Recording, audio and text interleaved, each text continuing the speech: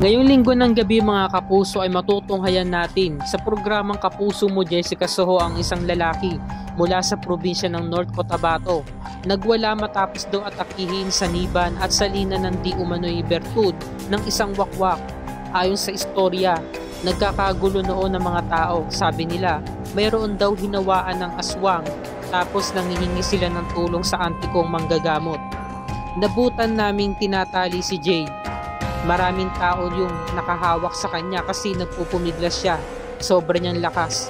Napansin ko rin nung nakalunok na siya ng langis na pinainom ng auntie ko. Maya-maya, nag-iibang boses na si Jay. Naging matanda na humihingi ng tulong. Hanggang si Jay mayroong niluwang bato. Sabi ng lola ko, pag lumuwa ka ng bato, matagal ka ng hinawaan ng sinasabi nilang aswang. Etong sinabi ni Dave, ang residente na tumulong kay Jay.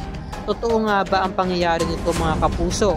Mamaya ay pakatunghayan natin ang resulta ng investigasyon. Sabay-sabay tayong tumutok ngayong linggo ng gabi